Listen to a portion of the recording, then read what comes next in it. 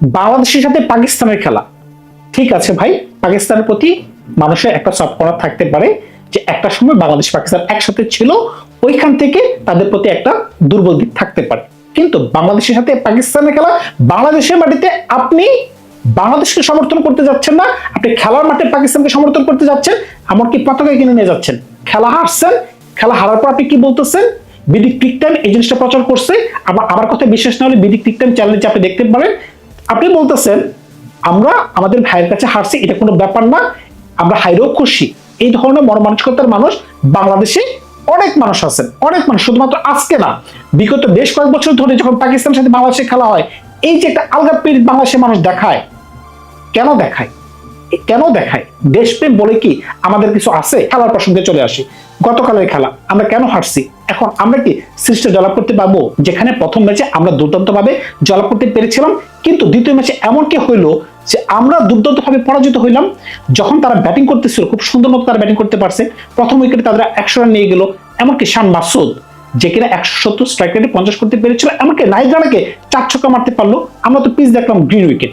কিন্তু এখানে ঝলকটা, আপনি যদি মনে করেন গ্রিন উইকেট মানে এশিয়ার মাঝখানে আপনি প্রত্যেক দিন পেস বলাররা কাঁপাই ফেলবে, ভাই সেটা সম্ভব না। গ্রিন উইকেট মানে হচ্ছে এই পিচে ক্র্যাক হবে না, আপনার পিচটাকে শক্ত করা আছে, রোল করা আছে, সুন্দর মতো ব্যাটে বল আসবে, ভালো ব্যাটিং পিচ এশিয়ান কন্ডিশনে। মাঝে মধ্যে এরকম ঘটনা ঘটতে পারে, যেটা এর আগের ম্যাচে দেখেছিলাম, নাহিদ রানা 5 উইকেট নিতে পারছে আনপ্লেয়েবল ডেলিভারি, শুধুমাত্র পেসের কারণে। এটা মাঝে মধ্যে হবে। গ্রিন উইকেট দেখে যদি আপনি মনে করেন যে না প্রত্যেকদিন আপনি ব্যাটসম্যানকে ওড়াই ফেলবেন, সেটা সম্ভব না। পাকিস্তান দুর্দান্ত খেলছে, তবে পাকিস্তান কিছু বিতর্ক জন্ম দিছে। কোন বিতর্ক জন্ম দিল? রান আউটের যে একটা বিতর্ক। আমাদের ক্যাপ্টেন মেহেদী হাসান মিরাজ তিনি খেলতে নামছেন ভাই দলকে জিতানোর জন্য, ভাই ভাই করার জন্য, ভাই ভাই দেখানোর জন্য। তিনি আপনাকে আউট করবে যে কোনো ভাবে লয়ের মাঝখানে থাকেন, তাহলে আপনি কেন মাঠে গালাগালি করলেন? সালমান আগে ভাই আপনি কেন মাঠে গালাগালি করলেন?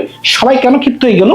অবশ্যই আপনি মুখ দিয়ে এমন কিছু কথা বলছেন যে কারণে আমরা সবাই টিভি পর্দায় দেখলাম, মেহেদী হাসান মিরাজ বলেন, লিটন কুমার দাস বলেন, অন্যান্য খেলোয়াড়রা আছে, সবাই ক্ষিপ্ত হয়ে গেছে। লয়ের ভিতরে ছিল বলেই তো থার্ড আম্পায়ার আপনাকে আউট দিছে। তবে এখানে একটা বলতে চাই, স্পিড অফ দ্য গেমের কথা যদি আপনি বলেন, তাহলে অবশ্যই আপনাকে এইভাবে আউট করা উচিত হয় নাই।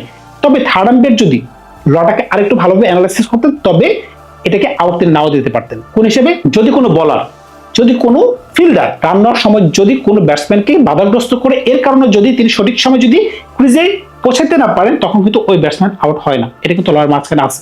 হয়তোবা কুমার ধর্মসেনা ওই সময় এই দ্রুতগতির মাঝখানে এই জিনিসটা ভুলে গেছিলেন। যদি এই জিনিসটাকে কাজে লাগাইতে পারতেন, হয়তোবা এই বিতর্কটা জন্ম হতো না। এমনকি আমাদের ক্যাপ্টেনও প্রথমে তিনি হিট অফ দ্য মোমেন্ট স্ট্যাম্পে লাগাই দিয়েছেন, এই আবেদনটাকে তুলে নিতে পারতেন যে না, খেলার সৌন্দর্য বজায় রাখার জন্য এই আউটের আমাদের দরকার নেই। কিন্তু ওই সময় আমাদের ওই উইকেটটা খুবই দরকার ছিল, কারণ কি আমরা যখন প্রথমে বল করা শুরু করলাম আর তারা যখন ভালো ব্যাটিং করা শুরু করলো, 100 রান তারা নিয়ে ফেলছে বিনা উইকেটে। এরপর আমরা 3টে উইকেট ফালাইছি পরপর, কিন্তু তারা আবার 100 রানের উপরে একটা পার্টনারশিপ করে ফেলছে। ওই সময় আমাদের যে কোনো মূল্যে একটা উইকেটের দরকার ছিল। আপনি খেলতে নামছেন, খেলা কিন্তু একটা যুদ্ধ, ঠিক আছে? তো যুদ্ধের ময়দানে আপনি যে কোনো ভাবে নিয়ম মেনে আপনি জিততে চাইবেন, তো ওইটা কিন্তু নিয়ম মেনেই কিন্তু তিনি আউট করছেন। কোনোভাবেই কিন্তু নিয়ম বলে না যে আপনি বলটা টাচ করতে পারেন। আপনি সালমান আগের কথা বলছেন, আপনার কাজ কি? আপনি ক্রিজে ফিরে আসা। আপনার কাজ এটা না যে আপনি কিভাবে তাকে বলটা দিবেন। এখন যদি বাংলাদেশের কথা আসেন, বাংলাদেশ যখন পরে ব্যাটিং করতে নামলো, কেন হারলো? ভাই বাংলাদেশ যখন দেখলো 275 রানের টার্গেট, এটা দেখে বাংলাদেশের মাথা নষ্ট হয়ে গেছে। আপনি যদি বলেন বৃষ্টির কারণে বাংলাদেশ হারছে, সেটা কিন্তু আমি মানি না। কেন? প্রথম 5 ওভারের মাঝখানে কিন্তু বাংলাদেশের 3 উইকেট নেই। তানজিদ বড় ম্যাচে তিনি খেলতেই পারেন না, বড় ম্যাচ বলা যাবে না, বড় রান দেখলে কিন্তু তিনি ঘাবড়ে যান। আপনি খেয়াল করে দেখেন, 120 রানের টার্গেট, 140 রানের টার্গেট, তিনি 70-80 রান নিয়ে ফেলেন। কিন্তু যখন 220, 240, 260 এই ধরনের টার্গেট হয়, একটা ম্যাচও তানজিদের ভালো পারফরম্যান্স আপনি দেখাতে পারবেন না। সাইফ হাসান কয়েকদিন ধরে কিন্তু তিনি অফ ফর্মে আছেন। আমি কিন্তু আগের ভিডিওতেও বলেছিলাম যে তাকে কিন্তু টেকনিক বদলানো উচিত। একটা বলও কিন্তু তিনি প্রপারলি খেলতে পারতেছেন না, বাংলাদেশের কন্ডিশনে। তাকে নিয়ে যদি আমরা সাউথ আফ্রিকা যাই, তাহলে কোন ধরনের ঝামেলা হইতে পারে সেটা কিন্তু বুঝতেই পারতেছেন। সৌম্য সরকার যে কিনা লাস্ট ওডিআই ম্যাচে ওয়েস্ট ইন্ডিজের সাথে 91 করেছিল, তার কি অপরাধ যে তাকে ড্রপ করা হয়েছে? এই প্রশ্নের উত্তর কি কেউ আমরা দিতে পারবো? কেউ দিতে পারবো না ভাই।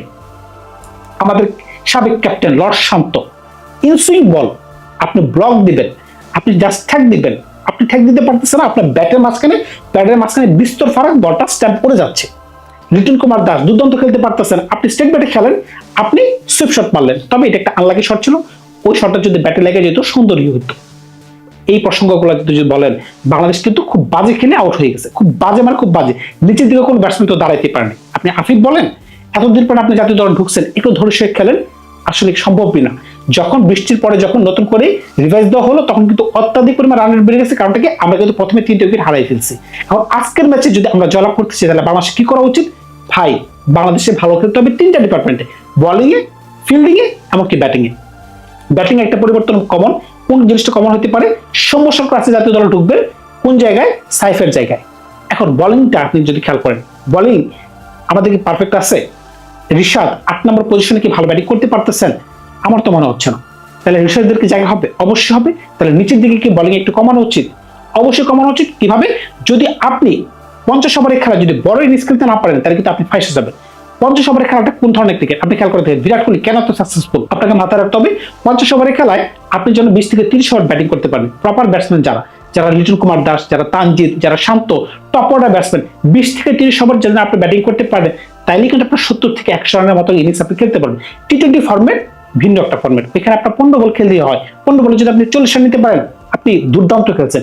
কিন্তু এখানে আপনি 15 বলে 40 করে আউট হয়ে গেলে আপনি দলকে ওই ধরনের কোনো ফায়দা নিতে পারবেন না। এখানে আপনাকে ড্র্যাগ করে ইনিংস 50 ওভার পর্যন্ত নিতে হবে, এমনকি বড় ইনিংস খেলতে হবে। তখনই কেবলমাত্র আপনি বিপক্ষ দলকে চাপ হারাতে পারবেন, আদারওয়াইজ কোনোভাবেই সম্ভব না। বোলিং এর প্রসঙ্গে যদি আসেন, গতকালকে আমরা কিন্তু আবার অ্যাম্বিশিয়াস হয়ে গেছিলাম পিচটা দেখে। আপনি কোনোভাবে চিন্তা করতে পারেন নাই যে এই পিচে ওই ধরনের কাজ হবে না, কারণটা কি? পিচটা শুধুমাত্র টাইট করা হয়েছে, মানে পিচ যেন ওই ধরনের ব্যাটিং সহায়ক পিচ হয়। সুন্দর একটা পিচ ছিল, কিন্তু আমরা যদি ভালো খেলতে পারতাম, তখন কিন্তু দেখা দিতে পারতাম যে আমরা শক্তিশালী দল। প্রথম ম্যাচে কিন্তু তাদেরকে আমরা ধরাশায়িত করে দিয়েছিলাম। আমরা কিন্তু মনে করেছিলাম যে দ্বিতীয় ম্যাচও আমরা পেস দিয়ে তাদেরকে ধরাশায়িত করে ফেলবো। এমনকি পিচটা যেরকম দেখা গেছিল যে একদম গ্রিন, আসলে গ্রিন পিচগুলো এশিয়ার কন্ডিশনে ওই ধরনের কার্যকরী না। যেটা মনে করেন যে আপনার ইংল্যান্ডে হয়, যেটা মনে করেন যে সাউথ আফ্রিকাতে হয়, এই ধরনের পিচ থেকে কিন্তু একদম এই বরাবর বল আসে, আনপ্লেবল ডেলিভারি হয়। কিন্তু আপনি সাবকন্টিনেন্টে কখনোই যত আপনি সবুজ পিচে দেন না কেন, 10টা পিচের মাঝখানে একটা পিচ এরকম হবে। আজকের ম্যাচে ভালো খেলতে হবে, তেমন কোনো পরিবর্তন তবে বাংলাদেশ দলে করতে পারবেন না। আপনি বড় জোর সৌম্য সরকারকে ঢুকাইতে পারবেন, নিচের দিকে কোনো বলারকে পরিবর্তন করে শরীফুল ইসলামকে ঢুকাইতে পারবেন। এটা হচ্ছে পরিবর্তন। ব্যাটসম্যান তেমন ধরনের পরিবর্তনের সুযোগ নেই, কারণ কি আপনার দলে ওই ধরনের ব্যাটিং অপশনই নেই, আপনি রাখেনই নেই।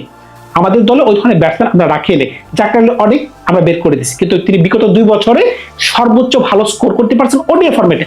আপনি ওডিআই ফরম্যাটের সাথে আপনি টেস্ট ফরম্যাট কিংবা আপনি টি20 ফরম্যাট মিলায় না, এক একজন এক এক দিকে পারদর্শী হয়, এটা আপনাকে মানতে হবে। বিরাট কোহলি ওডিআই ফরম্যাটের সেরা ব্যাটসম্যান, হয়তোবা টি20 জন্য তিনি সেরা ব্যাটসম্যান না। অভিষেক শর্মা তিনি টি20 সেরা ব্যাটসম্যান, হয়তোবা তিনি ওডিআই ফরম্যাট বা টেস্টের জন্য উপযুক্ত প্লেয়ারই না। এটা আপনাকে মানতে হবে। যে ধরনের ডায়েট প্ল্যানে আপনারা আছেন, যে ধরনের ছোলা ভাজাপুরি খাচ্ছেন, নর্মালি সাধারণ মানুষ এগুলো অ্যাভয়েড করে চলে। আপনারা দেশকে রিপ্রেজেন্ট করতেছেন, আপনারা এগুলো খাচ্ছেন, এমনকি সোশ্যাল মিডিয়াতে এমন ভাবে ছবি দিচ্ছেন, বাবার কাজ করতেছেন। দুর্দান্ত না ভাই জিনিসগুলা? আমরা খেলা নিয়ে এতটা সিরিয়াস না, কিন্তু মাঠের মাঝখানে যেগুলো আমরা দেখি যারা দর্শকরা করতেছে সেই ধরনের ভয়াপনা, এগুলো কিন্তু আমাদের ইমেজকে, বাংলাদেশের ইমেজকে সমগ্র বিশ্ববাসীর কাছে খারাপ করে দিচ্ছে। কারণটা কি? আপনি পাকিস্তানের প্রতি পীড়িত থাকতেই পারে, পীড়িত থাকতেই পারে, মনে মনে পীড়িত থাকতে পারে, সব ভাই পীড়িত থাকতে পারে, কিন্তু যখন বাংলাদেশের সাথে পাকিস্তানের খেলা, কিভাবে আপনি বাংলাদেশকে রাইখা পাকিস্তানকে সমর্থন করতে পারেন?